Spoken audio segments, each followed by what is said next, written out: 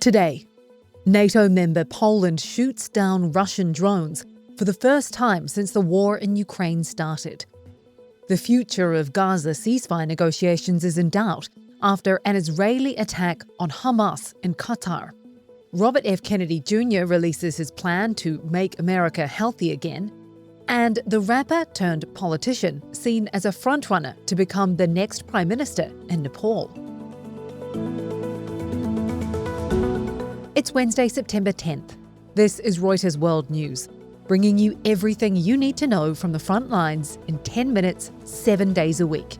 I'm Kim Vanel in Wanganui, New Zealand.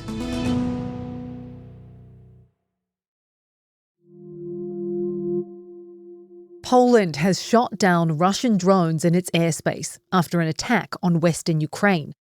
It's the first time in the war that Polish forces have taken direct military action on their own soil. Reporter Alan Charlish is in Warsaw.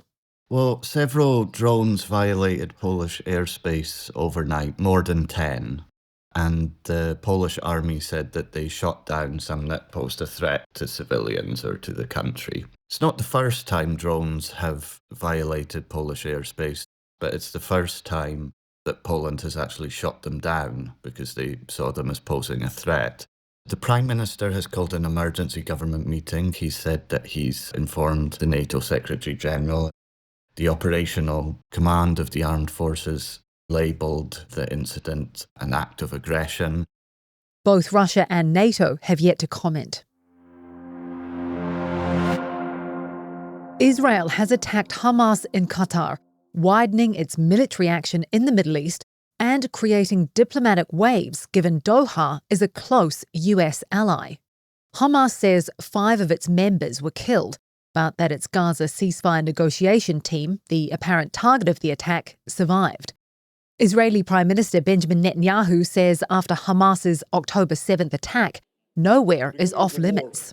I promised that Israel would reach those who perpetrated this horror. And today, Israel and I have kept that promise. Qatari Prime Minister Sheikh Mohammed bin Abdulrahman Al Thani called Israel's actions treacherous. US President Donald Trump was more diplomatic. I will say this, we want the hostages back, but we are not thrilled about the way that went down today. Reporter Jeff Mason says President Trump directed an aide to warn Qatar about the attack, according to the White House, but they may not have had much time. The White House spokeswoman read a statement that said that the White House was informed by the U.S. military, which is a little bit odd because she didn't want to say specifically that it was Israel that told the U.S. military or that it was the Israeli military that told the U.S. military. But in general, I think you can conclude that they had at least a very brief heads up. Reporter Andrew Mills is in Doha and says the ceasefire negotiations that were happening in Doha are now up in the air. About 24 hours before this attack, we reported that Qatari Prime Minister had met Hamas's negotiating team in an effort to press them to accept the latest US-led version of the ceasefire agreement. There is a feeling that today, after the attacks, that effort is probably not going to continue. There is no other government that is interested to stop such a civilian movement except the government of Israel. That's Saif Abu Keshek, an activist with the global Sumud flotilla heading to Gaza. He's speaking from Tunisia, where he says one of its boats was attacked by a drone at port. Another of the same group's boats reported the same thing yesterday. The Israeli military did not respond to a request for comment. To Washington now, where the White House says it supports a forensic analysis of a letter allegedly written by Donald Trump to Jeffrey Epstein. Democrats released the so-called birthday letter, which includes a sketch of a woman's body and text which has Trump referring to a wonderful secret the two share. Trump denies authoring the letter. Here's White House spokesperson Caroline Leavitt. He did not sign those documents. He maintains that position, and that position will be argued in court by his lawyers. Leavitt says this is part of a Democrat-led smear campaign. A couple more legal developments for Trump.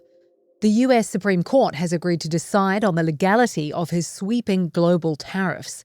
It sets up a major test for the president's boldest claims to executive power after a lower court ruled he had overstepped his authority. Plus, a federal judge has temporarily blocked Trump from removing Federal Reserve Governor Lisa Cook. It's an early setback for the White House in a battle that could upend the Fed's independence.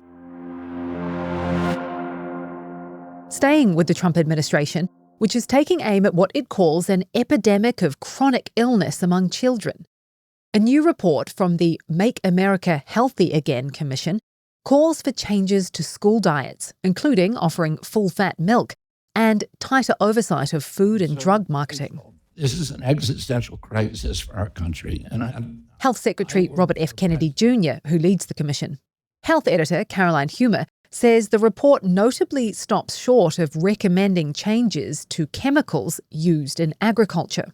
What Kennedy's trying to do with this report, right, is please the Maha moms out there and also not over-anger industry. When he first released the report back in May, there were some real specifics about pesticides that got the industry up in arms, the agrochemical industry in particular. He now tells everyone that he had 140 meetings with farmers and farmer groups. And the report that came out is compromise on that point, perhaps. The word pesticide may not even appear in the report. Health experts say the recommendations miss key issues like tobacco and added sugars. But it does propose investigating vaccine and prescription drug safety, although it didn't go into specifics. There are worries Kennedy's report lacks scientific backing. On the vaccine front, a new Reuters Ipsos poll shows that only 1 in 4 Americans trust that the Trump administration's new vaccine recommendations are based on science. The administration changed its guidelines last month by suggesting fewer COVID-19 shots for young, healthy people. Most Democrats say they're worried about future access to vaccines for kids, while Republicans are more divided.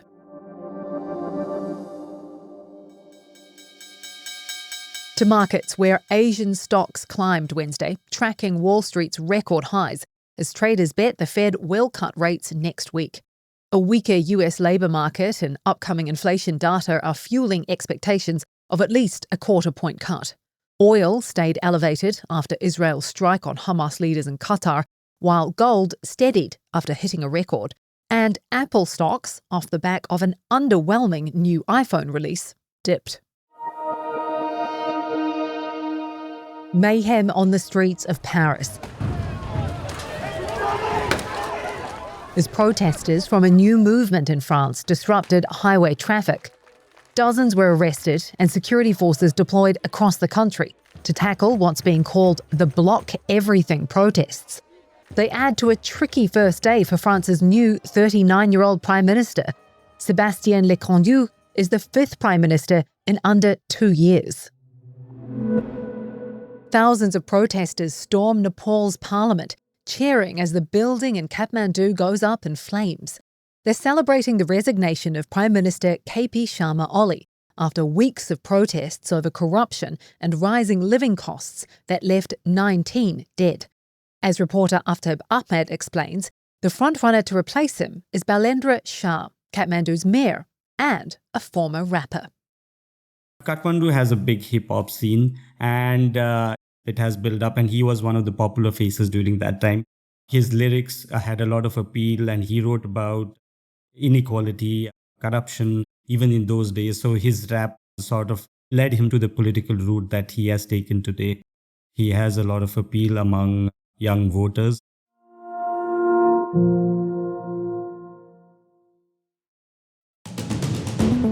And for today's recommended read, a Reuters special report.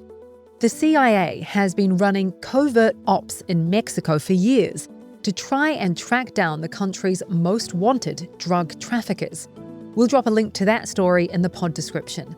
For more on any of the stories from today, check out Reuters.com or the Reuters app. Don't forget to follow us on your favourite podcast player. If you're listening on a smart speaker, just ask for the latest news from Reuters 7 days a week.